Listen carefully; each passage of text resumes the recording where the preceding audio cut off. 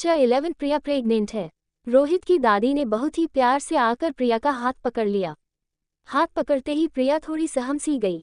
दादी, मैं आपकी बहू को वापस ले आया हूँ, रोहित अपने दादी से बोला। अब प्रिया का पीछे हटने का रास्ता पूरी तरह से बंद हो गया था। वो अब रोहित के घर से निकल नहीं सकती थी।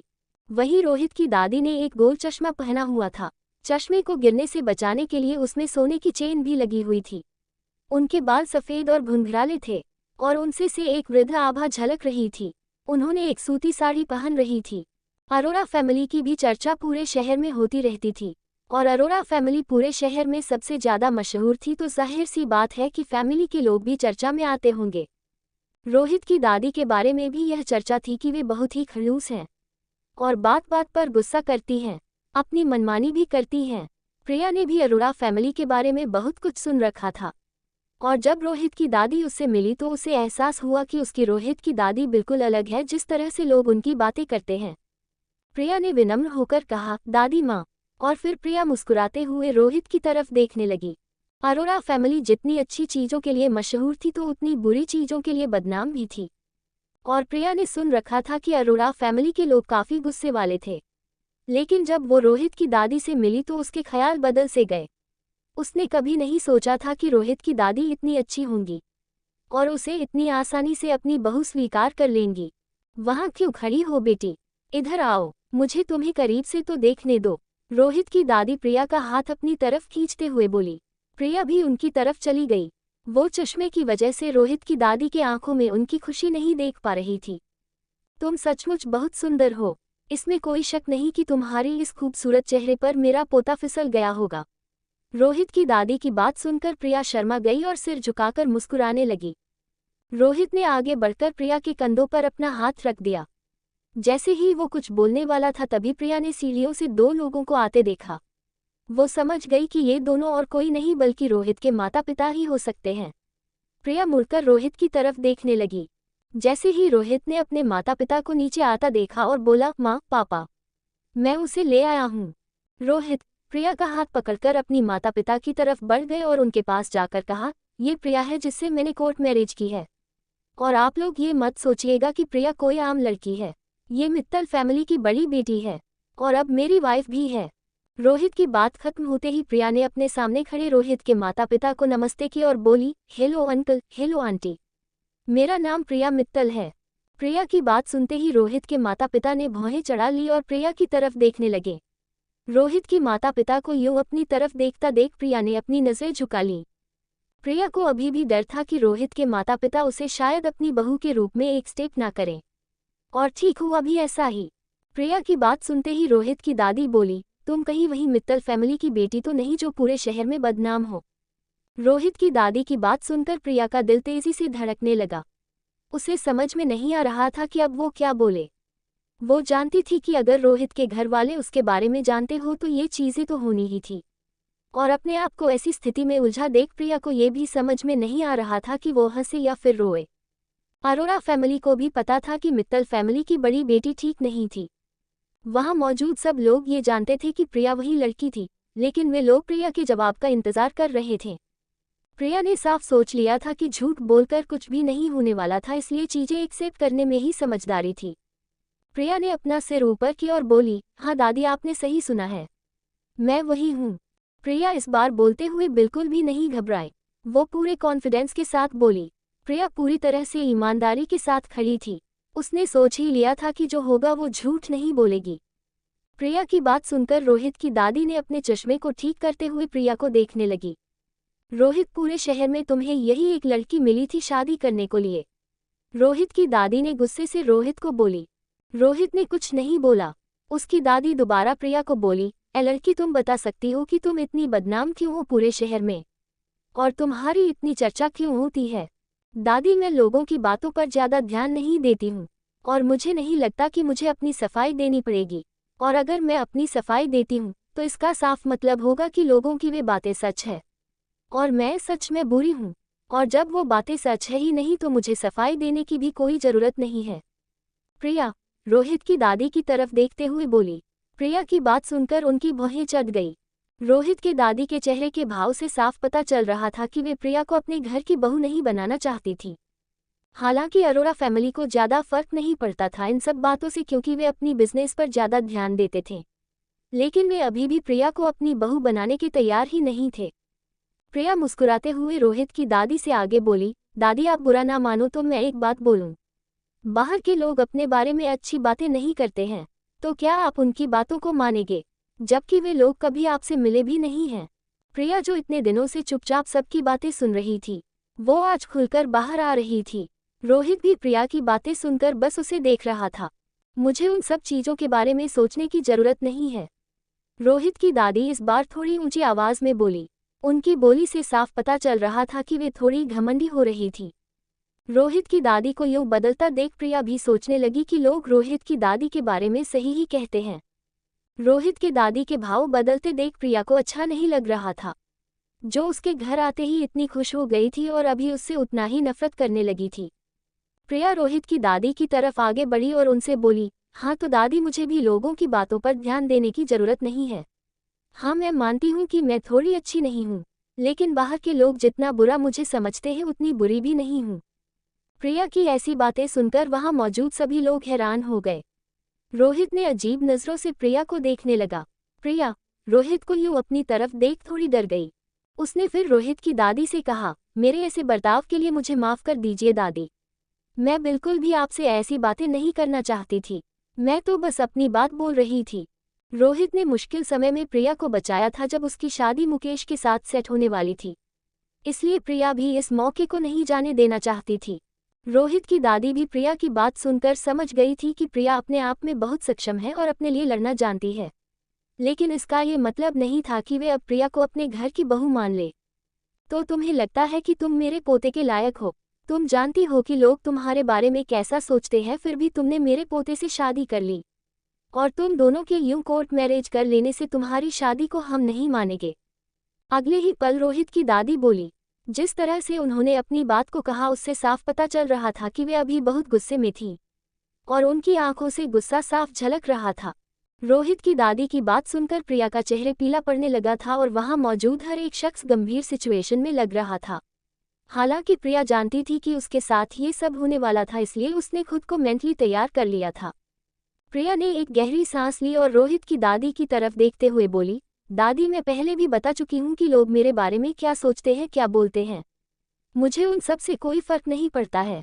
और जहाँ तक रोहित की बात है, जब मैं और रोहित कोर्ट में शादी कर रहे थे तब मुझे पता नहीं था कि रोहित अरोड़ा फैमिली का छोटा बेटा है।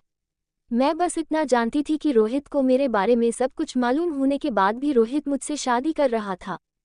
प्रिया की बात सुनकर वहां मौजूद सभी लोगों को समझ आ रहा था कि प्रिया सच में बुरी नहीं थी, वो तो बस सच बोल रही थी और असल जिंदगी में जैसी थी वैसे ही अपनी बातें बोल रही थी।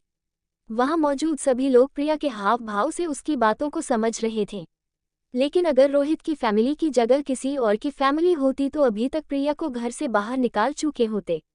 प्रिया की बात लोग इसलिए सुन रहे थे क्योंकि अरोड़ा फैमिली सबको अपनी बातें रखने का अधिकार देती थी। ऐसी क्या मुसीबत आ गई थी कि तुम दोनों ने कोर्ट में जाकर शादी कर ली? और तुम लड़की, तुम इतनी बदनाम हो पूरे शहर में और तुम अब भी सोचती हो कि हम तुम्हें अपनी बहू मान लेंगे? इस बार रोहित की मां ने प्रिया से कहा, जो तभी से बातें सुने जा रही थी। उनके चेहरे से पता चल रहा था कि वे रोहित और प्रिया के यूं अचानक कोर्ट मैरिज से खुश नहीं थी। माँ, मैं और प्रिया एक दूसरे से प्यार करते हैं, और भले ही प्रिया के बारे में लोग कुछ भी बोलें, लेकिन मुझे मालूम है कि प्रिया कैसी है। और सच मानो माँ, प्रिया बहुत अच्छी लड़की है। और हम दोनों ने कोर्ट में शादी इसलिए की क्योंकि मैं जानता था कि आप लोग यूं ही प्रिया को एक्सेप्ट नहीं करेंगे। रोहित ने टोकते हुए अपनी माँ से कहा। रोहित की बात सुनकर प्रिया काफ़ी हैरान हो गई। वो जानती थी कि रोहित झूठ बोल रहा था, लेकिन उसने ज़्यादा सोचा नहीं और वो भी रोहित की माँ की तरह घूमी और उनसे बोली, आंटी, मुझे पता नहीं कि आप लोगों की बातों पर विश्वास क्यों कर रहे हैं। कुछ लोग हैं जो मुझे बदनाम करना चाहते हैं, और वही लोग बाहर झूठ की अफवाह फैलाते हैं। भले ही मैं सीधे तरीके से बात नहीं कर रही हूँ, लेकिन मैं सच बोल रही हूँ। तुम चुप रहो लड़की, मैं अपने बेटे से बात कर रही हूँ, रोहित की माँ ने प्रिया को टोकते हुए कहा। प्रिया उनकी बात सुनकर चुप हो गई। रोहित की माँ ने रोहित से कहा, रोहित हमें पता है कि तुम खुद के पैरों पर खड़ा हो, लेकिन इसका ये मतलब नहीं कि तुम किसी भी लड़की से शादी कर लोगे। अपनी माँ की बात सुनकर रोहित ने उनसे कहा, माँ, प्रिया अच्छी लड़की है, चाहे आप लोग मानो या ना मानो। लगता है तुम इस लड़की की खूबसूरती के पीछे पागल हो गए हो और इसी कारण से तुम्हें सही गलत का पता नहीं चल रहा है। रोहित की मां ने इस बार तीखी शब्दों में कहा। उनकी बात सुनकर प्रिया का चेहरा और मुरझा गया। नहीं मां, आप गलत सोच रही हैं। ऐसा कुछ भी नहीं है। और अगर ऐसी बात होती तो प्रिया यहाँ ऐसे अपनी सच्चाई से भाग नहीं रही होती। वो यहाँ खड़ी है और सब कुछ एक्सेप्ट कर रही है और अभी जिस तरह से उसने बात की उसके लिए वो शर्मिंदा भी है। रोहित अपनी माँ से बोला। प्रिया सच में शर्मिंदा थी, वो अपना सिर नीचे करके खड़ी थी। सभी लोग प्रिया के चेहरे पर शर्मिंदगी की भावना देख सकते थे। अब प्रिया धीरे धीरे सभी लोगों को पसंद सी आने लगी थी। तुम चुपचाप इस लड़की को घर से अभी बाहर निकालो, जो ऐसे रवैये से बात कर सकती है ये जानते हुए कि वो कितनी बदनाम है। रोहित की दादी अचानक से गुस्से से बोली। उन्होंने टेबल में पड़े एक आम को उठाकर रोहित की तरफ फेंका। रोहित ने उस आम को पकड़ लिया। दादी, मैं समझता हूँ कि प्रिया ने ढंग से बात नहीं की, लेकिन मुझे मालूम है कि वो बिल्कुल भी ऐसी नहीं है। वो सच में बहुत ही अच्छी लड़की है। रोहित ने उस आम को अपनी हाथों में उछालते हुए बोला। तुम खुद घर से इस लड़की को बाहर निकालते हो या फिर मैं खुद इस लड़की को घर से बाहर करूं? रोहित की दादी दोबारा बोली। प्रिया उनकी बात सुनकर अब सहम सी गई थी। उसके मन में अब बहुत सी चीजें घूमने लगी थी। देखो दादी, प्रिया जब यहाँ रहेगी तब आप लोग खुद समझ जाएंगे कि वो कैसी है। रोहित ने कहा। बिल्कुल नहीं, ये लड़की इस घर की बहू नहीं बन सकती है और मैं तुम्हारे झूठी बात पर बिल्कुल भी भरोसा नहीं करूंगी। तुम इस लड़की की खूबसूरती पे पागल हो और इसलिए तुम उसका ही साथ दोगे। रोहित की दादी ने तीखी आवाज और गुस्से से कहा। प्रिया को रोहित की दादी की बातें सुनकर बहुत ही बुरा लग रहा था। अब वो ना घर की रही थी और ना ही रोहित के घर वाले उसे अपना रहे थे। अपनी दादी की बात सुनकर रोहित ने धीरे से कहा, दादी ऐसा मत करो, नहीं तो जब मेरा बेटा या बेटी पैदा होगी तब तुम उनकी एक झलक देखने के लिए तरसोगी। रोहित की बात सुनकर सब हैरान हो गए, यहाँ तक कि प्रिया भी एक पल के लिए हैरान हो गई। क्या मतलब है तुम्हारा? क्या ये लड़की प्रेग्नेंट है? और कितने मंथ्स हो गए हैं इसे प्रेग्नेंट हुए? रोहित की बात सुनकर रोहित की मां ने रोहित से पूछा। रोहित ने अपनी मां की बात का कोई जवाब नहीं दिया, बस चुपचाप खड़ा रहा। रोहित की खामोशी से सब समझ गए कि प्रिया प्रेग्नेंट है। वहां मौजूद हर कोई हैरान हो गया था, खासकर प्रिया ज्यादा हैरान हो गई थी। उसका चेहरा अब लाल होने लगा था। वो जानती थी कि रोहित झूठ बोल रहा था और वो कोई प्रेग्नेंट नहीं थी। अब प्रिया अजीब सी सिचुएशन में फंस गई थी। उसे समझ में ही नहीं आ रहा था कि रोहित की इस बात पे वो क्या रिएक्ट करे। च12 रोहित की हैसियत। रोहित को कोई परवाह नहीं थी कि वहां मौजूद लोग क्या सोच रहे थे। वो धीरे से अपनी दादी की तरफ बढ़ा और उनसे कहा, दादी आप घबराओ मत। प्रिया अभी प्रेग्नेंट नहीं है, लेकिन जब प्रेग्नेंट होगी तब मैं आपको बता दूंगा। यहाँ पे लोग इतने सीरियस हैं और तुम मजाक कर रहे हो। उसकी दादी ने गुस्से में कहा। एक पल के लिए जो लोग पूरी तरह से हैरान हो गए थे, उन्होंने रोहित की बात सुनकर राहत की सांस ली। तुम्हें जरा भी परवाह नहीं है ना फैमिली की? अगर ये लड़की सच में प्रेग्नेंट होती और पूरे शहर में ये बात फैल जाती तो कितनी बदनामी होती हमारी। तुमने सोचा भी है? रोहित की माँ उससे गुस्से से बोली। कैसी बदनामी माँ? मुझे नहीं लगता कि इससे फैमिली में किसी को प्रॉब्लम होती, और बदनामी का इतना ही डर होता ना तो हमारी फैमिली इतनी अमीर नहीं होती अभी तक। रोहित ने कहा। भले ही तुम हमारे साथ नहीं रहते हो, लेकिन तुम्हें फैमिली के बारे में सोचना तो चाहिए ना, रोहित की माँ उससे बोली। रोहित की माँ की बात सुनकर प्रिया एकटक रोहित को देखने लगी। माँ, बाहर मुझे लोग एक डॉक्टर के रूप में जानते हैं, ना कि अरोड़ा फैमिली के बेटे के रूप में, तो आप टेंशन लेना छोड़ दो, रोहित ने अपनी माँ से कहा। रोहित की माँ की बात सुनकर प्रिया सोच में पड़ गई कि क्या रोहित अपनी फैमिली से अलग रहता है, और उसने मुझे ये बात बताई क्यों नहीं। रोहित अपने माता पिता की तरफ आगे बढ़ा और उनके पास जाकर बोला, पापा, मैं चाहता हूँ कि आप प्रिया की फैमिली वालों से मिल लें और बातचीत कर लें, क्योंकि मैं नहीं चाहता कि लोग ये सोचे कि आपके बेटे ने चुपके से शादी कर ली, और इसलिए मैं चाहता हूं कि आप बातचीत करके मेरी और प्रिया की शादी अच्छे और धूमधाम से कराएं। मैं पहले ही प्रिया के पापा से बात कर चुका हूं, उनकी तरफ से हाँ है, अब बस आप मंजूरी दे दो। रोहित के पिताजी उसकी बात का कोई जवाब नहीं देते हैं और बस खड़े होकर रोहित को घूरने लगे। लेकिन पास खड़ी उसकी दादी को बहुत गुस्सा आ रहा था, क्योंकि रोहित उन्हें इग्नोर कर रहा था। उन्होंने झट से प्रिया का हाथ पकड़ा जो रोहित के पीछे खड़ी थी और कंधे से पकड़कर उसे अपनी तरफ कर ली, और रोहित से बोली, सुनो बेटा, तुम मुझसे बात करो पहले, अभी मैं मरी नहीं हूँ। मैंने अभी तक तुम दोनों की शादी को मंजूरी नहीं दी है। जब रोहित की दादी ने प्रिया को अपनी तरफ खींचा और रोहित को बोली तब प्रिया को ऐसा लगने लगा था कि वो अरोड़ा फैमिली की बेटी है और रोहित उसका हाथ मांगने आया है। ये मंजर उसके लिए थोड़ा हास्यास्पद था। तुम अपने पिताजी से क्या बात कर रहे हो? मुझसे बात करो, और वैसे भी तुम्हारे पिताजी तुमसे पहले मेरी बात सुनेगा और मानेगा। और जब तक मैं कुछ नहीं बोलूंगी तब तक तुम्हारा कुछ भी नहीं होने वाला है। रोहित की दादी गुस्से से बोली। रोहित ने अपनी दादी की तरफ देखा और बहुत ही प्यार से बोला, दादी अब गुस्सा शांत कर लो। और तुम ही तो चाहती थी कि मैं शादी कर लूं। और अभी जब मैं और प्रिया घर के अंदर आए तो तुम कैसे खुश हो गई थी? क्या तुम नहीं चाहती कि तुम्हारा पोता खुश रहे? तब मुझे ये बात पता नहीं थी कि ये लड़की कौन है। रोहित की दादी उससे बोली, दादी प्रिया बहुत अच्छी लड़की, ये बात आपको भी मालूम हो जाएगी। रोहित अपनी दादी से बोला।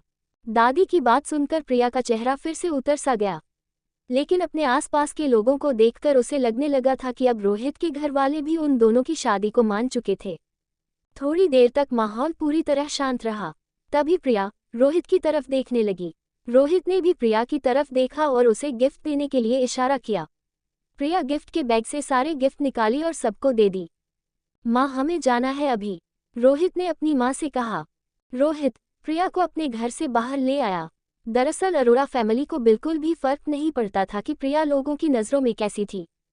तारानकन तारानकन तारानकन। रोहित प्रिया को लेकर एक आलीशान होटल में ले आया, जो पूरी तरह एक पैलेस की तरह लग रहा था। ये होटल इतना आलीशान और बड़ा था कि इसके अंदर 100 कमरे थे और उन कमरों के अंदर भी 3 छोटे छोटे कमरे थे, जिसमें 5 लोग आराम से रह सकते थे।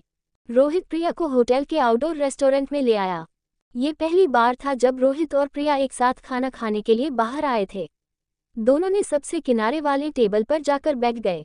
दोनों इतनी मुसीबतों के बाद सुकून के कुछ पल साथ में बिताना चाहते थे, लेकिन उन दोनों की सुकून गायब होने वाली थी क्योंकि राहुल और नम्रता दोनों भी उसी होटल के रेस्टोरेंट पर आए हुए थे। नम्रता ने रेस्टोरेंट की गेट पर से रोहित और प्रिया को देख लिया था।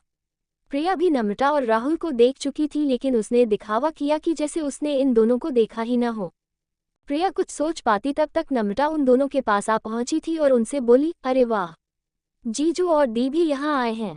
क्या आप दोनों यहीं आते हैं खाना खाने के लिए? मैं और राहुल भी यहीं आते हैं। नम्रता ने अपनी हाथों से राहुल की बाजू पकड़ी हुई थी। प्रिया नम्रता और राहुल की तरफ नहीं देख रही थी, लेकिन रोहित ने अपनी आंखें उठाए और अपने सामने खड़े नम्रता और राहुल को देखने लगा। नम्रता जिस तरह से रोहित और प्रिया की टेबल के पास आई थी, उससे उसने आसपास के लोगों का ध्यान खींच लिया था। अब लोग भी उनकी तरफ देखने लगे थे। नम्रता ने अपने आसपास के लोगों को देखी जो उनकी ही तरफ देख रहे थे। उसने धीरे से प्रिया से कहा, दी, क्यों ना आप दोनों हमारे साथ खाना खाएं? होटल के रूम में। राहुल ने अभी एक रूम बुक किया है, रूम नंबर 821, और वैसे भी यहाँ लोग हमें घूर रहे हैं। रोहित ने कुछ नहीं कहा। उसने टेबल से पानी की गिलास उठाया और पानी पीने लगा। वो प्रिया के जवाब का इंतजार कर रहा था। पास खड़े राहुल तो अपने ही ख्यालों में था। उसकी नज़र प्रिया पर से हट ही नहीं रही थी। वो प्रिया को ही एकटक देखे जा रहा था। उसे नम्रता और राहुल की परवाह नहीं थी, वो बस प्रिया के जवाब का इंतजार कर रहा था। चूंकि आज प्रिया रोहित के घर गई थी तो वो बहुत अच्छी तरह से सज के गई थी और अभी भी बहुत ज़्यादा खूबसूरत लग रही थी। राहुल ने भी नम्रता के बोलने के बाद तुरंत कहा, हाँ क्यों नहीं, तुम दोनों भी हमारे साथ आ सकते हो रूम में। मैं यहाँ पर मिलने वाले अच्छे डिशेस को मांगा रहा हूँ और मुझे उम्मीद है कि तुम दोनों को वो ज़रूर पसंद आएंगे। राहुल ऐसे दिखा रहा था जैसे वो रोहित और प्रिया से पहली बार मिल रहा था। राहुल ने आगे किसी को बोलने का मौका नहीं दिया और एक वेटर को बुलाया और उससे और भी चीज़ें लाने को कहा। रोहित ने किसी तरह की प्रतिक्रिया नहीं दी, वो बस प्रिया की तरफ देख रहा था जो उसके सामने बैठी हुई थी। तुम दोनों अकेले एंजॉय कर सकते हो, हम नहीं आ रहे हैं तुम दोनों के साथ, और हमें जो भी खाना है हम खुद ऑर्डर कर लेंगे। तुम्हें हमारी फिक्र करने की कोई ज़रूरत नहीं है, प्रिया तुरंत मना करते हुए बोली। प्रिया की ऐसी बात सुनकर राहुल को बहुत बुरा लगा और वो प्रिया के इस जवाब से पूरी तरह नाखुश था। राहुल को प्रिया की अच्छे से बात करने से नम्रता भी नाखुश थी, लेकिन उसने अपने गुस्से को दबाया और थोड़ी खुश होकर बोली, ऐसे कैसे दी? तुम मित्तल फैमिली की बड़ी बेटी हो और मैं छोटी बेटी हूँ। सोचो अगर आसपास के लोग जान गए कि हम दोनों यहाँ खाना खाने आए हैं और मैं एक रूम में खाना खा रही हूँ और आप यहाँ बाहर खाना खा रही हैं, तो सोचिए लोग क्या कहेंगे। और अगर तो आप मेरी बात नहीं मानेंगी तो बाद में मुझे ही आके बोलेंगे आप। जैसे ही नम्रता ने अपनी बात कही उसे एहसास हुआ कि उसने कुछ गलत बोल दिया है। वो सिर झुकाकर रोहित की तरफ देखने लगी, जो अभी भी शांत था। आसपास के लोगों ने जैसे ही नम्रता की बात सुनी उन्होंने आपस में बातें करना शुरू कर दी। अरे ये तो मित्तल फैमिली की बड़ी बेटी है, ये तो हमेशा अपनी छोटी बहन के लिए मुश्किलें खड़ी करती है। अभी कुछ दिन पहले ही इसने अपनी छोटी बहन की बर्थडे पार्टी में बहुत हंगामा किया था, और अपनी बहन के फियांसे को भी उससे दूर कर रही थी। ये तो सच में बहुत बेशर्म है। इसके चर्चे तो पूरे न्यूज़ चैनल पर हैं, पूरे चैनल पर इसकी करतूत बताई जा रही है। और आज के अखबार में इसके बारे में ही छपा हुआ था कि इसने किसी साधारण से डॉक्टर से शादी कर ली है। पता नहीं किस मामूली डॉक्टर ने इस लड़की से शादी कर ली है। जिस स्टैंडर्ड की ये लड़की उसी स्टैंडर्ड के लड़के से शादी की होगी जो इसकी तरह बेशर्म होगा। मित्तल फैमिली कितना मानती है अपनी बेटियों को, लेकिन इस लड़की ने अचानक से शादी कर ली कोर्ट में जाकर। पता नहीं क्या समझती है खुद को। इस लड़की को अपनी फैमिली की इज्जत के बारे में कोई परवाह नहीं है। उन चारों को भी आसपास के लोगों की बातें सुनाई दे रही थी। प्रिया हमेशा की तरह लोगों की बातों को इग्नोर कर सकती थी, लेकिन आज उसे लोगों की बातें बहुत बुरी लग रही थी और उसे इतनी शर्मिंदगी महसूस होने लगी कि उसकी बॉडी थोड़ी थोड़ी कांपने लगी थी और उसका चेहरा पीला पड़ने लगा था। वो मन ही मन सोचने लगी, अगर मेरी फैमिली मुझे मानते और मुझसे प्यार करते तो वे मेरी मुकेश अंकल से शादी कराने के लिए जबरदस्ती नहीं करते। अगर नम्रता मुझे अपनी बहन मानती तो मेरे बॉयफ्रेंड को मुझसे दूर नहीं करती। अगर मेरी फैमिली साथ जबरदस्ती नहीं करती तो मैं मजबूरी में रोहित से शादी क्यों करती। लोगों को ये सब चीज़ें नज़र नहीं है क्या? उन्हें तो बस एक ही चीज़ दिखाई देती है कि मित्तल फैमिली की बड़ी बेटी बेशर्म है और बहुत बिगड़ी हुई है। प्रिया लोगों की बातें सुनकर इतने गुस्से में आ गई थी कि उसने अब अपने होंठों को दांतों से काटने लगी थी। आज लोगों की बातें उसे इसलिए बुरी लग रही थी क्योंकि उसके साथ रोहित था और वो नहीं जानती थी कि रोहित आसपास मौजूद लोगों की बातें सुनकर क्या सोचेगा।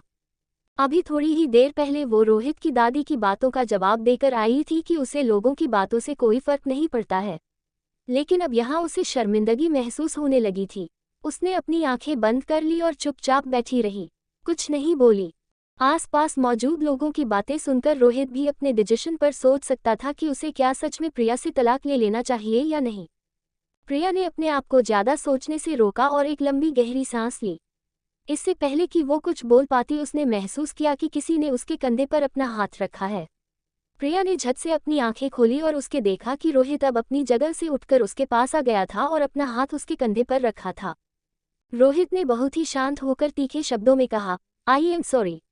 मुझे लगता है कि तुम दोनों ने साफ साफ नहीं सुना कि प्रिया ने अभी क्या कहा। हमारे पास आज टाइम नहीं है, इसलिए प्लीज़ मुझे और प्रिया को खाना खाने में डिस्टर्ब मत करो। राहुल और नम्रता रोहित की बात सुनकर काफी गुस्सा हो गए, लेकिन वे कुछ बोल नहीं पाए। वे दोनों नहीं सोचे थे कि रोहित इतनी लोगों के सामने उन दोनों की बेइज्जती कर देगा। रोहित ने बिना देरी किया एक वेटर को बुलाया और उससे कहा, लगता है ये दो गेस्ट खो गए हैं और अपना रूम ढूंढ रहे हैं। प्लीज़ आप इन दोनों को इनके रूम 821 में पहुंचा दे।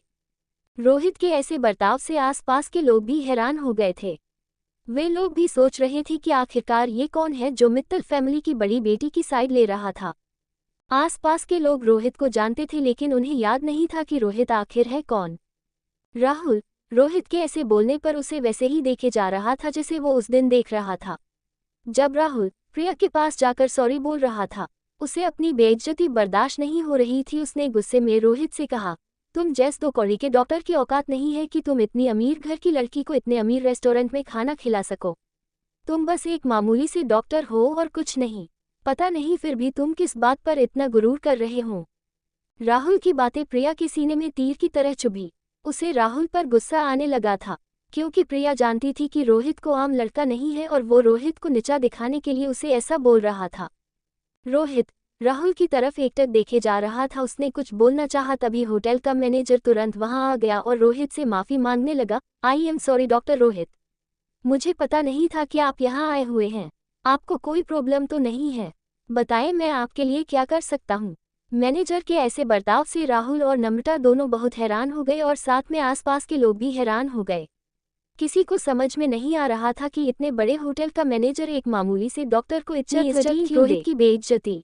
उस होटल का नाम ब्लू क्लास होटल था, जो पूरे दिल्ली शहर में अपनी अच्छी सर्विस के लिए मशहूर था और पूरे शहर में होटल की अच्छी रेपुटेशन थी। अगर कोई भी व्यक्ति होटल में आकर अच्छे तरह से बर्ताव करता था तो उसे अच्छी सुविधाएं दी जाती थी, और जो लोगों होटल में आकर बदतमीजी करता था उसे होटल का बाहर का रास्ता दिखा दिया जाता था। लेकिन आम लोग इस होटल की एक चाय भी नहीं पी पाते थे, क्योंकि जितना वे महीने में कमा पाते हैं उतना सिर्फ इस होटल का नाश्ता करने में लग जाता था। इसलिए ये होटल आम लोगों के लिए नहीं था। और राहुल भी यही सोचकर हैरान था कि रोहित जो मामूली सा डॉक्टर है वो इस होटल में कैसे आ गया। उस होटल के मैनेजर ने बहुत ही रिस्पेक्ट से रोहित से बात की। आसपास लोग भी चुप हो गए और मैनेजर की तरफ देखने लगे। रोहित को परवाह नहीं थी कि आसपास के लोग क्या बातें कर रहे थे। उसने राहुल को देखते हुए मैनेजर से कहा, तुम मेरे लिए इतना करो कि कोई भी हमें डिस्टर्ब ना करे। मैं और मेरी वाइफ आज पहली बार लंच पर आए हैं। होटल का मैनेजर मेहता रोहित को जानता था कि वो कौन है, इसलिए उसने जरा सी भी देर नहीं की और अपने एक वेटर को बुला लिया और सामने खड़े राहुल से बोला, सर आप प्लीज़ मेरे स्टाफ के साथ चले जाए, ये आपको आपके रूम तक ले जाएगा। राहुल को गुस्से के साथ साथ हैरानी भी हो रही थी। वो बिना सोचे समझे कोई तमाशा नहीं करना चाहता था, इसलिए वो कुछ नहीं बोला और नम्रता का हाथ पकड़कर रूम नंबर 821 की तरफ चल गया। राहुल और नम्रता के जाते ही रोहित ने सीधे प्रिया की तरफ देखा, लेकिन प्रिया ने उससे नजरें नहीं मिलाए और अपनी नजरें हटा ली। मैनेजर मेहता सामने ही खड़ा था, जैसे वो खुद चाहता था कि वो खुद रोहित के लिए कुछ करे, लेकिन रोहित ने उस पर ध्यान नहीं दिया। रोहित थोड़ा झुक गया और धीरे से प्रिया के कानों में बोला, प्रिया मैं इंतजार ही कर रहा हूँ कि तुम किस तरह राहुल से निपटोगी। अगर ऐसा नहीं हुआ तो अंजाम शायद अच्छा ना हो। रोहित की बात सुनकर प्रिया थोड़ी सहम सी गई। उसका दिल ठंडा पड़ गया। रोहित उसे ये बात बोलकर अपनी सीट पर जाकर बैठ गया और होटल के मैनेजर की तरफ इशारा किया खाना सर्व करने को। होटल के मैनेजर मेहता को बिना आसपास के लोगों को परेशान किए अपना काम करना शुरू कर दिया। दरअसल लोग ये सोचकर हैरान थे कि इस होटल का मैनेजर यूं ही किसी के साथ ऐसा बिहेव नहीं करते थे। इस होटल का मैनेजर हमेशा ज़्यादा ही अमीर लोगों की सर्विस करता था। प्रिया रोहित के इस डैशिंग एटीट्यूड से काफ़ी इम्प्रेस हुई। उसने अपनी आंखें उठाए और रोहित को देखने लगी और अपने दिल को कोसने लगी। वो उलझन में पड़ गई थी। जब से राहुल ने उसे धोखा दिया था तब से उसने राहुल से नाता ही तोड़ लिया था, लेकिन अब राहुल खुद उसकी जिंदगी में वापस आना चाहता था। उसे समझ में नहीं आ रहा था कि वो क्या करे। अगर वो राहुल को अपने करीब आने देगी तो रोहित उससे नाराज हो जाएगा। प्रिया ने जैसे तैसे करने खाना खाया। हालांकि उसके गले से एक निवाला भी नीचे नहीं उतर रहा था, लेकिन रोहित की वजह से उसे खाना पड़ा। दोनों लंच करके होटल से बाहर निकले। मैनेजर मेहता उन दोनों को खुद कार तक छोड़ने आया। शाम के समय रोहित प्रिया को उसके घर पर छोड़ने चला गया, क्योंकि वे दोनों चाहते थे कि जब तक सही ढंग से उनकी शादी नहीं हो जाती तब तक वे एक साथ नहीं रहेंगे। प्रिया और रोहित दोनों घर के अंदर गए। दोनों को उम्मीद नहीं थी कि उनकी मुलाकात राहुल से वहां दोबारा से हो जाएगी। राहुल को देखते ही प्रिया चेहरा और पीला पड़ गया और उसकी मुस्कुराहट खो सी गई। रोहित उसके साथ था, जिसने प्रिया का हैंडबैग अपने हाथों में पकड़ रखा था, जो उसके हाथों में बहुत ही छोटी लग रही थी। राहुल को भी रोहित से दोबारा मिलने की उम्मीद नहीं थी। रोहित को बार बार अपनी नज़रों के सामने देखकर वो अपना आपा खो देने की स्थिति में आ जाने सा लगा। वो लगभग अपनी हर चीज़ ही भूल जाता था रोहित को देखकर, लेकिन वो अपने गुस्से को काबू में रखता था। रोहित प्रिया के माता पिता को देखकर पोलाइटली से उन्हें हेलो बोला, लेकिन प्रिया के पिताजी रोहित अच्छी तरह ट्रीट नहीं कर रहे थे। अब तक भी प्रिया के पिताजी ने रोहित को पसंद नहीं किया था। ऊपर से आज वे कुमार ग्रुप के मैनेजर से मिलकर आ रहे और थे, जो प्रिया के पिताजी को बता रहा था कि वो प्रिया को कितना पसंद करता है। प्रिया के पिताजी को लगता था कि रोहित एक गरीब फैमिली से बिलोंग करता है और उसकी कोई हैसियत नहीं है, लेकिन उन्हें रोहित की असली पहचान पता नहीं थी और शायद इसलिए वे रोहित के बारे में ऐसा सोचते थे। उन्होंने रोहित से बात ना करना ही ठीक समझा। दूसरी तरफ प्रिया की सौतेली माँ दोनों को देखकर थोड़ा खुश हो गई और बोली, तुम दोनों भी बिल्कुल सही समय पर आए हो, मुझे कुछ जरूरी बात करनी है। प्रिया अपनी सौतेली माँ की बात सुनकर थोड़ी हैरान हो गई और उन्हें देखने लगी। वो सोच में पड़ गई। आज से पहले कभी भी उसके फैमिली वाले उससे किसी भी टॉपिक में बात नहीं किए, तो आज कौन सी इम्पोर्टेंट बात है जो वो करना चाहते हैं। रोहित प्रिया की माँ की बात सुनकर ज़्यादा कुछ सोच नहीं रहा था। वो बस प्रिया का हाथ पकड़कर खड़ा था। उन दोनों के सामने ठीक राहुल और नम्रता भी खड़े थे। तुम लोग खड़े क्यों हो? आओ बैठो, उसके बाद हम बात करते हैं, प्रिया की सौतेली माँ उन चारों से बोली। चारों सामने सोफे पर बैठ गए। राहुल और रोहित दोनों एक दूसरे के सामने बैठे हुए थे। सोफे पर बैठते ही प्रिया बोली, क्या बता है माँ? प्रिया की बात सुनकर उसकी माँ मुस्कुराई और बोली, प्रिया तुम इस घर की बड़ी बेटी हो और मैं और तुम्हारे पापा चाहते हैं कि तुम्हारी शादी पहले हो। इसलिए हम चाहते हैं कि तुम्हारी शादी रोहित के साथ जल्द से जल्द हो जाए ताकि नम्रता और राहुल की भी शादी हो सके। मुझे मालूम है कि नम्रता और राहुल दोनों शादी करने के लिए बेताब हैं। अपनी माँ की बात सुनकर नम्रता शर्म से मुस्कुराने लगी और राहुल की तरफ देखने लगी। प्रिया अपनी माँ की बात सुनकर तुरंत समझ गई कि उसकी सौतेली माँ नम्रता और राहुल की शादी जल्द से जल्द कराना चाहती है। प्रिया इतनी जल्दी रोहित से शादी नहीं करना चाहती थी। उसका बड़ा भाई आर्यन भी वहाँ नहीं था और ना तो उसका सौतेला छोटा भाई ही वहाँ था। प्रिया अकेले ही अपनी माँ की संतान थी, बाकी उसके दोनों भाई और उसकी बहन नम्रता सौतेले थे। लेकिन प्रिया को कोई प्रॉब्लम नहीं थी। उसके दिल में बस एक चीज़ का दुख था कि उसने गलत लड़के से प्यार किया था। प्रिया आगे ज़्यादा कुछ सोची नहीं और धीरे से अपने पिताजी को बोली, पापा अगर नम्रता और राहुल दोनों शादी करना चाहते हैं तो इसकी शादी करा दीजिए। मैं और रोहित बाद में शादी कर लेंगे। हम दोनों को कोई जल्दबाजी नहीं है शादी करने में। प्रिया की बात सुनकर उसकी माँ थोड़ी तिलमिलाई, जैसे कि वे चाहती थी कि प्रिया ही पहले शादी करे। उन्होंने और दोबारा प्रिया से कहा, ये कैसे हो सकता है प्रिया, तुम इस घर की बड़ी बेटी हो ना कि नम्रता, इसलिए पहले तुम्हारी शादी होनी चाहिए। और अगर हम नम्रता की शादी पहले करा देंगे तो सोचो लोग क्या कहेंगे हमारी फैमिली के बारे में। मैं जानती हूँ कि तुम लोगों की नज़र में ठीक नहीं हो और मैं नम्रता की शादी तुमसे पहले कराकर फैमिली को बदनाम नहीं कर सकती हूँ। अपनी माँ की बात सुनकर प्रिया को थोड़ा बुरा लगा। वे अपने स्वार्थ के लिए कुछ भी करने को तैयार थी। राहुल रोहित की तरफ देखते हुए उसे तीखे शब्दों में बोला, कहाँ आंटी। रोहित ठहरा, एक मामूली सा डॉक्टर, ये इतनी जल्दी शादी के लिए पैसे कहाँ से ला पाएगा। रोहित तो ऐसे ही महीने में थोड़े ही पैसे कमा पाता है और वैसे भी प्रिया तो इस घर की बड़ी बेटी है और प्रिया की शादी बहुत ही धूमधाम से होने चाहिए जिसमें बहुत सारे पैसे लगेंगे। लेकिन लगता है कि रोहित के पास ज़्यादा पैसे नहीं हैं। अगर रोहित चाहे तो मैं उसे कुछ पैसे उधार दे सकता हूँ। रोहित की बात सुनकर प्रिया को बहुत गुस्सा आ रहा था। उसका चेहरा गुस्से से लाल हो गया। वो जानती थी कि रोहित कौन है और उसकी फैमिली कितनी अमीर थी, लेकिन उसके घर वाले और राहुल रोहित को मिडिल क्लास आदमी समझकर उसका मजाक उड़ा रहे थे। प्रिया को बहुत बुरा लग रहा था कि कोई उसके हस्बैंड का यूं ही मजाक उड़ा रहा था।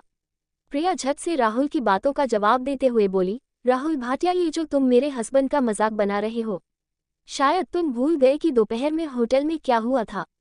भूल गए हो तो याद दिला देती हूँ कि आज कैसे उस होटल के मैनेजर ने तुम जैसे अमीर शहजादे को रिस्पेक्ट ना देकर मेरे आम हस्बैंड को रिस्पेक्ट दे रहा था। राहुल ने ऐसी उम्मीद नहीं की थी कि प्रिया उसे ऐसा कुछ बोल देगी। प्रिया की बात ने राहुल के गुस्से को उफान पर ला दिया, लेकिन वो कुछ कर नहीं सकता था। उसने अपनी नज़र रोहित और प्रिया से हटा ली और अपने हाथों को मसलते हुए नीचे देखने लगा। कौन से होटल में तुम लोगों के साथ क्या हुआ? प्रिया के पिताजी हैरानी से बोले, पापा हम ब्लू क्लास गए थे, लेकिन वहाँ ज़्यादा कुछ हुआ नहीं था। दी ऐसे ही बोल रही है बड़ा चढ़ाकर। दरअसल वहाँ यही हुआ था कि राहुल ने दी और जीजू से रूम में लंच के लिए पूछा, लेकिन जीजू के पास टाइम नहीं था। बस यही बात है और कुछ नहीं। नम्रता ना तो झूठ बोली ना तो पूरा सच बोली। नम्रता अपने पिताजी को टोकते हुए बोली। नम्रता की बात सुनकर प्रिया ने अपनी भौहें उठा ली और उसे देखने लगी। प्रिया ने नम्रता को कुछ नहीं बोली। रोहित भी चुपचाप बैठकर उनकी बात सुन रहा था। राहुल ने भी नम्रता की बात पर कोई प्रतिक्रिया नहीं दिया। वो बस अपनी नज़रें झुकाकर चुपके से प्रिया को देखे जा रहा था। प्रिया के पिताजी ने भी ज़्यादा कुछ सोचा नहीं और उस बात को आगे नहीं बढ़ाए। उन्होंने बात की टॉपिक को चेंज किया और प्रिया की तरफ देखते हुए बोले, प्रिया मैं तुम पर ज़्यादा दबाव नहीं डालूंगा, लेकिन मैं चाहता हूँ कि तुम और रोहित जल्द से शादी कर लो। तुम दोनों आपस में बात कर लो। मैंने पंडित जी से कहा भी है, उन्होंने अगले सप्ताह राहुल और नम्रता की सगाई की मुहूर्त बताई है। इन दोनों की सगाई के बाद जल्द ही इनकी भी शादी हो जाएगी और मैं भी चाहता हूँ कि तुम्हारी शादी भी जल्दी हो जाए। तुम दोनों की शादी के बाद मैं तुम्हारे दोनों भाइयों को घर बुला लूँगा ताकि तुम दोनों की कमी महसूस ना हो। अंकल अभी शादी की मुझे भी जल्दबाजी नहीं है। राहुल तुरंत प्रिया के पिताजी को टोकते हुए बोला। वो जानता था कि उसे अपनी और नम्रता की शादी को जल्दबाजी में नहीं होने देना है। उसने प्रिया के पिताजी को याद दिलाया कि उनके बिजनेस और भाटिया फैमिली के बिजनेस सही ढंग से चल रहे थे, लेकिन राहुल अपने सामने बैठे रोहित से बहुत चिढ़ रहा था। वहीं रोहित सोफे पर आराम से शांत होकर बैठा हुआ था। प्रिया के पिताजी ने रोहित से पहली बार कड़क आवाज में कहा, रोहित अगर तुम्हारे मन में कोई बात है तो अभी बोल दो, नहीं तो बाद में तुम मेरी फैमिली को बदनाम मत करना। मुझे इस बात से कोई फर्क नहीं पड़ता कि मेरी बेटी प्रिया बाहर के लोगों के लिए कैसी है। प्रिया अभी भी इस फैमिली की बड़ी बेटी है। प्रिया की इतनी हैसियत है कि मैं इसकी शादी कहीं और करा सकता हूँ, लेकिन मैं प्रिया की खुशी चाहता हूँ और इसीलिए मैं तुम्हारी शादी प्रिया से करा रहा हूँ। अगर तुम शादी के खर्चे उठा नहीं सकते हो तो मैं तुम दोनों की शादी कराऊंगा। प्रिया को और गुस्सा आने लगा था अपने पिताजी की ये बात सुनकर। वो बताना चाहती थी कि रोहित असल में है कौन और रोहित की हैसियत कितनी है। उसे उम्मीद नहीं थी कि उसके पिताजी आम लोगों के साथ ऐसा बिहेव करते थे। वो अभी भी सोच रही थी, जब उसके पिताजी रोहित के बारे में जान जाएंगे तब भी रोहित के साथ ऐसा ही बिहेव करेगी क्या। हालांकि प्रिया ने अपने गुस्से को दबा लिया और अपने पिताजी से बोली, पापा, मैं रोहित के घरवालों से मिलकर आई हूं और रोहित के घरवाले भी आपसे मिलना चाहते हैं। आप और माँ रोहित के घरवालों से मिल लीजिए और मेरी और रोहित की शादी के बारे में बात कर लीजिए। प्रिया को अंदर ही अंदर बहुत ही बुरा महसूस हो रहा था, क्योंकि जब रोहित उसे लेकर अपने घर गया तब उसने प्रिया को अपने घर वालों को सामने बचाया था, लेकिन यहाँ प्रिया रोहित को अपमानित होने से नहीं रोक पाई थी। तभी नम्रता एक्साइटेड होकर बोली, दी जीजू के घर वाले कैसे हैं? क्या वे ठीक है या नहीं? क्या वाकई में उन्होंने इतनी आसानी से तुम्हें अपना लिया? नम्रता इतनी मासूमियत से बोल रही थी कि उसकी मासूमियत से अच्छे फूल खिले फूल भी शर्मा जाए। नम्रता आगे बोली, मुझे लगता है जीजू ठीक ठाक फैमिली से बिलोंग करते हैं, क्योंकि इतने अच्छे डॉक्टर हैं और इनकी इतनी कमाई तो होती ही होगी कि ये आपको अच्छे घर में रखेंगे। मैं सोच रही थी कि जीजू एक अच्छा सा घर खरीदे जो ठीक मेरे और राहुल के घर के सामने हो। भले ही आपका घर छोटा होगा हमारे घर के मुकाबले, लेकिन हम पड़ोसी बन जाएंगे। नम्रता ने ये बात बहुत ही नॉर्मल होकर बोली, लेकिन प्रिया इस बार अपने गुस्से को काबू नहीं कर सकी और जैसे ही वो बोलने वाली तभी रोहित ने अचानक से कहा, ओके अंकल, तो आप ये चाहते हैं कि मैं और प्रिया जल्द से शादी कर लें? च 14 अब हम तुम एक हैं। जिस तरह से रोहित ने कहा, रोहित के एटीट्यूड से प्रिया के पिताजी एक पल के लिए हैरान हो गए। उनकी नज़र में रोहित एक मामूली डॉक्टर था और उसकी उतनी हैसियत नहीं थी, लेकिन रोहित के एटीट्यूड से उन्हें बहुत गुस्सा आ रहा था कि वो ऐसे टेढ़ी बातें कैसे कर सकता था। प्रिया के पिताजी सोच रहे थे, रोहित को क्या लगता था कि उसने प्रिया से शादी ली तो क्या वो खुद को मित्तल फैमिली का दामाद समझ रहा है? अगर यही सोच के ये ऐसी बात कर रहा है तो इसकी गलतफहमी है। प्रिया के पिताजी रोहित के इस तरह के एटीट्यूड से बहुत नाराज हुए और इसी बात का फ़ायदा उठाते हुए वे रोहित से बोले, रोहित, मैं अभी भी तुम्हारी और प्रिया की कोर्ट मैरिज को नहीं मानता हूँ। तुम्हें कोई हक नहीं है कि तुम मेरे फैमिली मैटर से दखल दो, और ये भी मत सोचना कि तुमने प्रिया से शादी की है तो तुम इस घर के दामाद बन गए हो। अगर मेरा बस चले तो मैं अभी प्रिया और तुम्हारी तलाक करवा सकता हूँ। जब प्रिया के पिताजी ने इतने गुस्से में रोहित से कहा तब वहाँ का पूरा माहौल शांत हो गया। अपने पिताजी की बात सुनकर प्रिया का दिल बैठ सा गया। जब उसके पिताजी रोहित और उसकी शादी कराने के लिए मान गए थे तब वो बहुत खुश थी और अपने पिताजी को मानने लगी थी, लेकिन अभी उनकी इस हरकत ने दोबारा प्रिया का दिल तोड़ दिया था। वो सोचने लगी, क्या मेरे पापा की नज़र में मेरी और रोहित की शादी एक मजाक है? उनको जब लगेगा कि रोहित से उनके फैमिली को फ़ायदा नहीं है तब वे मेरी और रोहित का डाइवोर्स करा देंगे। उन्हें मेरी फीलिंग्स की कोई कदर ही नहीं है।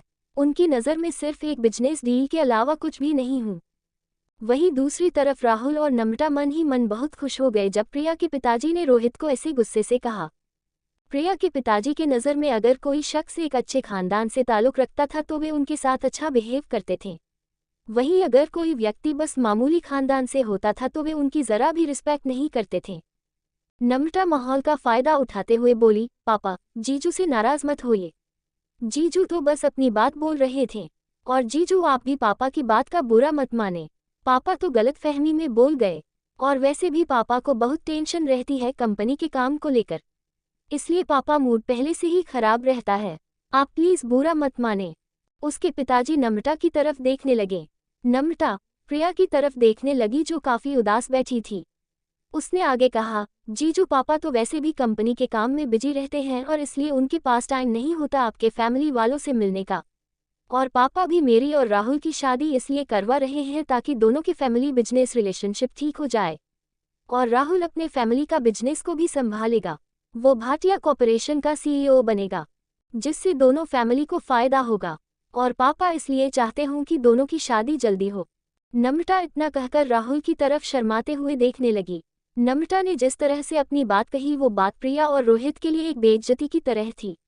वहीं नम्रता ने जो बात बोली उससे वो खुद पर गर्व महसूस कर रही थी। नम्रता की बात सुनकर उसके पिताजी थोड़ी देर तक कुछ भी न बोले।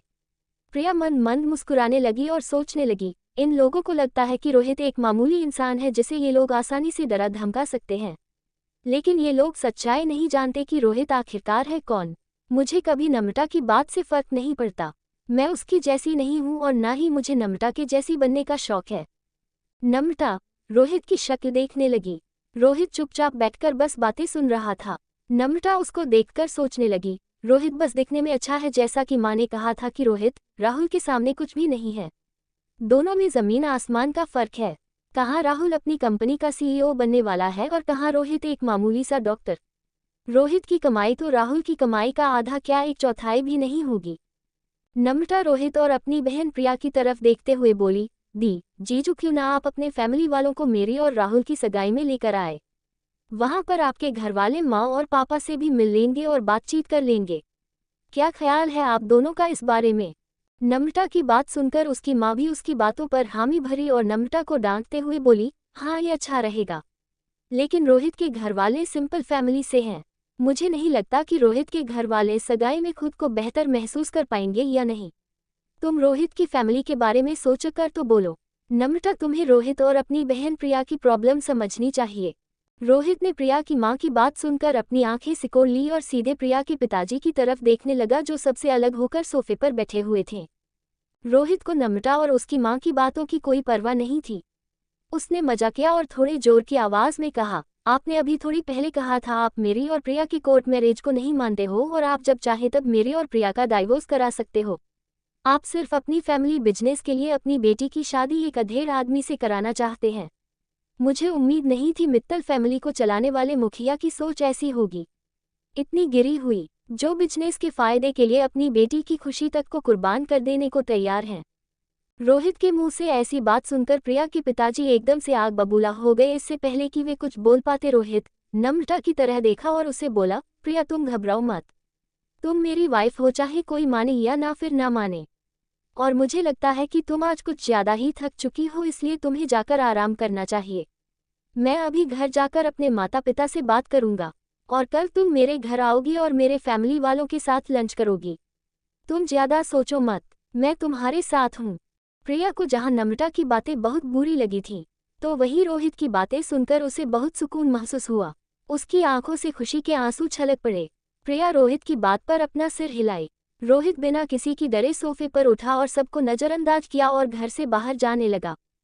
प्रिया के पिताजी झट से अपनी जगह से उठ खड़े हुए और गुस्से में जोर से बोले, रोहित वहीं रुको। ये किस तरह का एटीट्यूड है तुम्हारा। क्या तुम्हारे माँ बाप ने बड़ों से बात करना नहीं सिखाया तुम्हें। तुम्हें किस बात का घमंड है जो इतना एटीट्यूड दिखा रहे हो।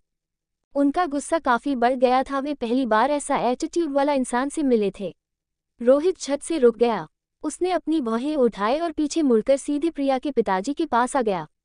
उसे समझ में नहीं आ रहा था कि आखिरकार प्रिया के पिताजी को उसकी किस हरकत पर इतना गुस्सा आ रहा था।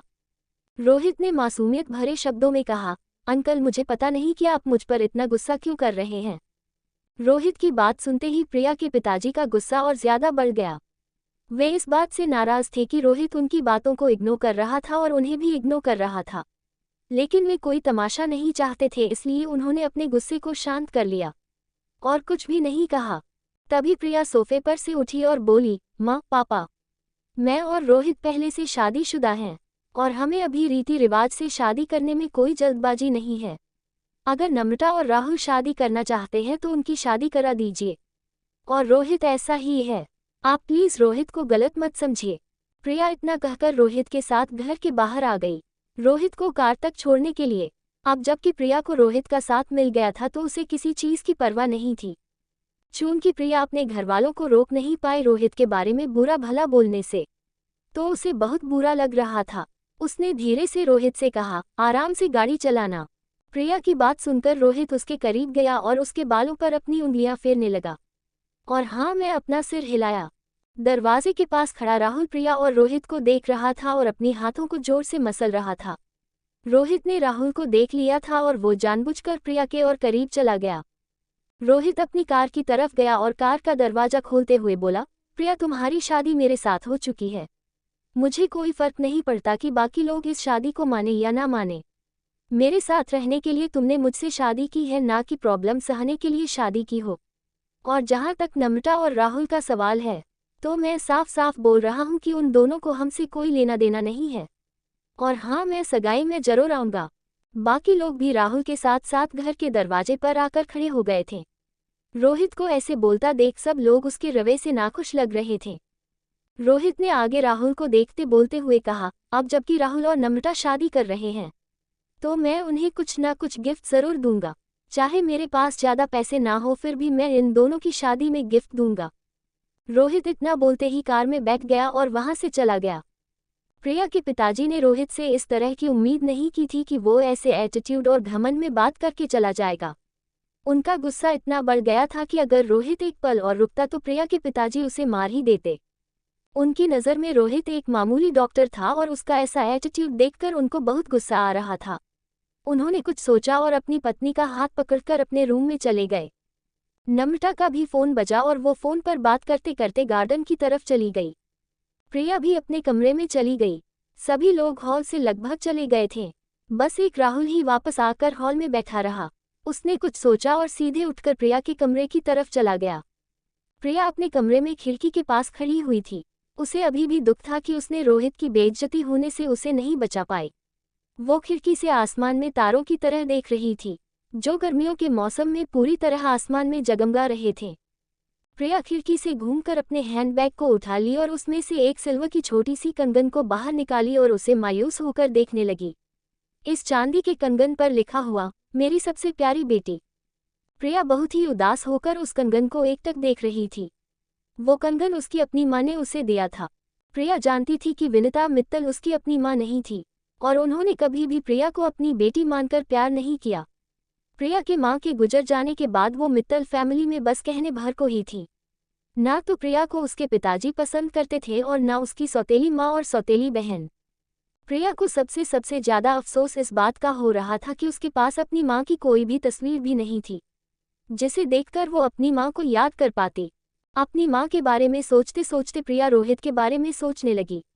रोहित ने भले ही आज अलग तरह का बर्ताव किया था, लेकिन प्रिया को उसके मुश्किल की घड़ी में बचाने वाला रोहित ही था। अगर आज रोहित नहीं होता तो प्रिया की शादी कुमार ग्रुप के मैनेजर मुकेश कुमार से हो गई होती। लेकिन आज उसके पिताजी ने जो बात कही थी वो उसके दिमाग में घूमे जा रहा था। जब प्रिया के पिताजी ने कहा था कि वे रोहित और प्रिया की कोर्ट मैरिज को नहीं मानते हैं और कभी भी वे उन दोनों का डाइवोर्स करा देंगे, प्रिया अपने पिताजी की इस बात का मतलब समझ गई थी। उन्होंने ऐसे क्यों कहा था? क्योंकि उसके पिताजी मैनेजर मुकेश कुमार को कन्विंस नहीं कर पा रहे थे। प्रिया अपनी सोच में इतनी डूब गई थी कि उसे अंदाजा ही नहीं था कि राहुल उसके कमरे में घुस गया था। राहुल उसके बिस्तर के सामने खड़ा था। वो चुपचाप प्रिया को देख रहा था। कमरे की लाइट से राहुल की परछाई प्रिया के सामने पड़ रही थी। जब प्रिया ने अपने सामने वो परछाई देखी तो वो अचानक पीछे मुड़ी और अपने सामने राहुल को यूं खड़ा देखकर इतना डर गई कि उसकी चीख बहुत जोर की निकलने ही वाली थी कि राहुल ने तुरंत अपने दाहिने हाथ से प्रिया का मुंह बंद कर दिया। प्रिया इतना घबरा गई कि उसे कुछ समझ में नहीं आ रहा था। वो राहुल को दूर धकेल भी नहीं पा रही थी। राहुल ने अपनी पूरी ताकत लगाते हुए प्रिया को दीवार की तरफ धकेलते हुए ले गया। प्रिया अपनी पूरी ताकत लगाकर भी राहुल को दूर धकेल नहीं पा रही थी। उतने में ही दोनों फर्श पर गिर गए। प्रिया को ध्यान ही नहीं था कि उसने अपने कमरे को बंद नहीं की थी। राहुल प्रिया पर जोर लगाते हुए बोला, प्रिया तुम रोहित से शादी नहीं करना चाहती हो, है ना? तो उससे शादी मत ही करना। अब हम और तुम एक होंगे। च 15 सिर्फ तुम्हारे लिए। राहुल ने पहली बार ऐसी हद की थी। प्रिया राहुल के इस रवैये से पूरी तरह हैरान थी। प्रिया की आंखें गुस्से से बड़ी हो रही थी और वो राहुल को घूरे जा रही थी। राहुल ने अभी तक प्रिया का मुंह बंद करके रखा था क्योंकि वो जानता था कि अगर उसने अपना हाथ प्रिया के मुंह से हटा दिया तो वो जोर से चिल्लाएगी। प्रिया अभी भी राहुल के चंगुल से निकलने के लिए जोर लगा रही थी, लेकिन उसकी सारी कोशिश बेकार जा रही थी। राहुल ने अपने दूसरे हाथ से प्रिया के बालों को सहलाते हुए उससे कहा, प्रिया मुझे रोहित बिल्कुल भी पसंद नहीं है और ना ही मुझे ये पसंद है कि वो तुम्हारे करीब आए, और मुझे लगता है कि तुम भी उसे शायद पसंद नहीं करती हो। तुम प्लीज़ उसको डाइवोर्स दे दो और मेरा वेट करो। हम दोनों फिर से एक साथ हो जाएंगे। प्रिया राहुल को एकटक घूरे जा रही थी। वो कभी नहीं सोची थी कि राहुल ऐसी हरकत करेगा। राहुल सब कुछ जानते हुए भी उसके कमरे में घुस गया था, जबकि सारे घरवाले घर पर ही मौजूद थे। फिर भी राहुल ने ऐसा किया। प्रिया इतनी डर गई थी कि उसका दिल बहुत ही तेजी से धड़क रहा था। राहुल ने ज्यादा जोर से प्रिया के मुंह को बंद किया हुआ था, जिसकी वजह से उसका चेहरा लाल पड़ गया और उसे दर्द भी महसूस हो रहा था। लेकिन राहुल को जरा सी फिक्र नहीं थी इस बात की। लेकिन कुछ समय बाद जब राहुल ने प्रिया को थोड़े दर्द में देखा तो उसने अपनी ताकत लगाना कम कर दिया और अपने हाथ थोड़े ढीले कर दिए। तभी जैसे ही प्रिया को लगा कि राहुल से अपनी ताकत लगाना कम कर दिया है, तब वो जोर से चिल्लाने ही वाली थी कि राहुल ने दोबारा जोर लगाकर उसका मुंह बंद कर दिया और उससे गहरी आवाज में बोला, प्रिया, अगर तुम शोर करके सारे घरवालों को यहाँ बुलाना चाहती हो तो ये हम दोनों के लिए अच्छा नहीं होगा, खासकर तुम्हारे लिए और भी अच्छा नहीं होगा। तो सोच लो तुम्हें क्या करना है। राहुल की बात सुनकर प्रिया रुक गई और चुपचाप जमीन पर पड़ी रही। हालांकि राहुल ने उसे अभी भी जकड़ा ही हुआ था, उसके बालों को सहला रहा था। प्रिया इतनी दर्द में थी कि उसकी आंखों से अब आंसू छलक रहे थे। प्रिया देखो, आज हम दोनों फिर से एक साथ आ गए। अगर मुझे पहले पता होता कि तुम मित्तल फैमिली की बेटी हो तो आज नम्रता की जगह तुम्हारी और मेरी शादी हो रही होती, और तब रोहित नाम का कोई भी नहीं होता, सिर्फ हम और तुम होते, राहुल और प्रिया। राहुल ने प्रिया को बहुत प्यार से कहा। वो पूरी तरह से प्रिया के ऊपर था। उसने बिना प्रिया के परमिशन के उसे जबरन पकड़े हुआ था। राहुल प्रिया के चेहरे पर अपने लिए नफरत साफ साफ देख रहा था। वो प्रिया के चेहरे को देखे जा रहा था। प्रिया भी उसे गुस्से और नफरत से घूर रही थी। कुछ दिन पहले जो प्रिया के दिल में राहुल के लिए प्यार था, आज वो नफरत बन गया था। प्रिया ने धीरे धीरे खुद को संभाला और शांत करने की कोशिश की। वो जानती थी कि अगर वो कोई हरकत करेगी तो राहुल उसे चुप कराने के लिए कुछ भी करेगा। यही सोच के प्रिया शांत हो गई। राहुल आगे उससे बोला, प्रिया, मुझे पता है कि तुम मुझसे नाराज हो और मुझसे नफरत करती हो, और मैं ये बात भी जानता हूँ कि तुम मुझे एक पल के लिए भी देखना नहीं चाहती हो। लेकिन प्रिया, हम 4 साल से रिलेशनशिप में थे और तुम मुझे इतनी जल्दी नहीं भूल सकती हो। मैं तुम्हें 4 सालों से जानता हूँ प्रिया, तुम ऐसी नहीं हो। अगर मैं जानता कि बहुत ही मुश्किल सिचुएशन में हो और तुम एक मामूली डॉक्टर से शादी करने जा रही हो तो मैं कभी भी तुम्हें ऐसी सिचुएशन में फंसने ही नहीं देता। प्रिया ने इससे पहले राहुल को कभी ऐसे बिहेवियर में नहीं देखा था। उसके लिए राहुल अच्छा इंसान था, लेकिन उसकी अब की हरकतों से प्रिया के नज़र में राहुल गिर गया था। राहुल की बात सुनकर प्रिया अचानक मुस्कुराए और राहुल से बोली, राहुल, अगर तुम मुझसे बात करने के लिए यहाँ आए हो तो क्या तुम इस तरह से अपनी बात कहोगे? प्रिया को डर था कि अगर कोई राहुल और उसको ऐसी हालत में देख ले तो लोग उसे फिर से गलत समझेंगे और उसे बुरा बोलेंगे। और जब रोहित को ये सब पता चलेगा कि राहुल और प्रिया अकेले कमरे में एक साथ गिरे पड़े थे, तो रोहित का भी भरोसा उसके ऊपर से उठ जाएगा और वो भी उसे डाइवोर्स दे देगा, जो कि वो नहीं चाहती थी। इसलिए उसने बहुत ही चालाकी से राहुल को हैंडल करने का सोचा। प्रिया को यूं ऐसे मुस्कुराता देखकर राहुल को लग रहा था कि प्रिया फिर से उस पर भरोसा करने लगी है। उसने अपनी हाथ को प्रिया के मुंह पर से हटा लिया और प्रिया को छोड़ दिया। दोनों झट से खड़े हो गए और बिना कुछ बोले एक दूसरे को देखने लगे। प्रिया को ऐसे मुस्कुराते हुए राहुल पहली बार देख रहा था। प्रिया उठकर अपने कपड़ों को ठीक करने लगी थी। राहुल उसके ठीक सामने खड़ा था। राहुल को अपने किए पर पछतावा भी हो रहा था। राहुल को यूं देखकर प्रिया थोड़ी भावुक हो उठी। प्रिया उसे 4 साल से प्यार करती थी और उसके लिए कुछ भी करने को तैयार थी। लेकिन जब राहुल ने प्रिया को छोड़ दिया तब प्रिया अकेली हो गई थी और राहुल के लिए जो उसके दिल में प्यार था सब खत्म सा हो गया था। वो अब राहुल पर दोबारा से भरोसा नहीं कर सकती थी। प्रिया एक इमोशनल लड़की थी जिसे बचपन से ही किसी ने प्यार नहीं किया था और ना तो उसे बाप और माँ का प्यार नसीब हो पाया था। राहुल ने आगे प्रिया से बहुत ही बेचैनी से बोला, प्रिया प्लीज मुझ पर एक बार और भरोसा कर लो। मैं अब दोबारा तुम्हें अकेले छोड़कर नहीं जाऊंगा। प्रिया, बस एक बार मैं अपनी कंपनी का सीईओ बन जाऊं, उसके बाद मैं तुमसे शादी कर लूंगा। और मुझे कंपनी का सीईओ बनने के लिए तुम्हारी बहन नम्रता से शादी करनी होगी, जिसके बाद हम दोनों फैमिली की कंपनी लगभग एक हो जाएगी। फिर मैं नम्रता को डाइवोर्स दे दूंगा, फिर हम दोनों शादी कर लेंगे। लेकिन तब तक तुम्हें मेरा इंतजार करना होगा। प्रिया को मुस्कुराते देखकर ही राहुल ने ये बात कही थी। उसे लगा था कि प्रिया अभी भी उससे प्यार करती थी, लेकिन राहुल की बात सुनकर प्रिया के होश उड़ गए। वो पूरी तरह से हैरान हो गई। वो कभी सोची भी नहीं सकती थी कि राहुल इतने गंदे ख्याल रखता था। एक तो राहुल बिना मर्जी के उसके कमरे में घुस आया था और अब उससे ऐसी बातें कर रहा था। प्रिया उससे गुस्से में बोली, राहुल तुम इतने गिरे हुए हो सकते हो मैं सोच भी नहीं सकती। तुम पहले ही मुझे धोखा देकर मेरी नज़रों में गिर चुके थे, लेकिन अभी जो तुमने कहा उससे तुम मेरी नज़रों में पूरी तरह गिर गए। तुम अपने फ़ायदे के लिए मुझे और मेरी बहन दोनों को इस्तेमाल करना चाहते हो। आई कांट बिलीव कि तुम इतनी गंदी सोच रखते हो। क्या तुम्हें लगता है कि मेरी फैमिली बेवकूफ़ है? तुम अपने फ़ायदे के लिए मेरी बहन से शादी करोगे और जब तुम्हें सब कुछ मिल जाएगा तब तुम उसे छोड़ दोगे। और तुमने सोच भी कैसे लिया कि मैं तुम्हारे इस प्लान का हिस्सा बनूंगी? ऐसा कभी नहीं होगा और ना ही मेरे पापा होने देंगे। राहुल प्रिया की बात सुनकर चौंक गया और हैरान हो गया। लेकिन वो अभी भी हार मानने को तैयार ही नहीं था। वो अभी भी चाहता था कि प्रिया उसका साथ दे। वो प्रिया से बोला, प्रिया, तुम जानती हो कि मुझे मेरे घरवालों ने मजबूर किया था और मुझे उनकी बात माननी पड़ी, क्योंकि मैं अपने परिवार का इकलौता बेटा हूँ, अपनी फैमिली का। मेरी छोटी बहन भी है लेकिन वो कंपनी नहीं संभाल सकती है और इसलिए मुझे ऐसा करना पड़ रहा है। मैं हम दोनों का फ्यूचर सेफ रखना चाहता हूँ। क्या तुम नहीं चाहती कि हमारा फ्यूचर सेफ हो, या फिर तुम उस मामूली डॉक्टर के साथ अपनी लाइफ गुजारना चाहती हो? राहुल प्रिया को अपनी बातों से कन्विंस करने की कोशिश कर रहा था, तो वही प्रिया राहुल की बातें सुनकर और हैरान और गुस्सा हो रही थी। राहुल ने प्रिया के बोलने का मौका नहीं दिया और बहुत ही प्यार से आगे बोला, प्रिया, तुम्हें मुझे समझना होगा, मेरी बातों को समझना होगा। मैं ये सब जो भी कर रहा हूँ तुम्हारे और अपने लिए कर रहा हूँ। मैं तुमसे बहुत प्यार करता हूँ प्रिया, और तुम्हें खोना नहीं चाहता हूँ। तुम्हें मुझ पर विश्वास करना होगा, प्लीज़ प्रिया। राहुल की बातें सुनकर प्रिया को जितना गुस्सा आ रहा था तो उसे उतनी ही हंसी आ रही थी, और वो जोर से हंस पड़ी। हालांकि उसकी हंसी खुशी के नहीं थे, वो तो राहुल के इस तरह की बातें थी जिसकी वजह से उसे हंसी थी। राहुल हैरान हो गया कि अचानक प्रिया को हो क्या गया है। प्रिया राहुल से हंसते हुए बोली, क्या कहा कि तुम ये सब मेरे लिए कर रहे हो? लेकिन फिर तुम मेरी बहन के बर्थडे पार्टी में मेरी बातों का जवाब क्यों नहीं दिया था जब मैंने पूछा था कि तुम किसके बॉयफ्रेंड हो? क्यों तुमने मुझे सारे लोगों के सामने बदनाम होने दिया? क्यों तुमने मुझे उस दिन ऐसे इग्नोर कर दिया था जैसे कि तुम मुझे जानते ही नहीं हो और तुम मुझसे उम्मीद कर रहे हो कि मैं तुम्हारी बात को समझूं?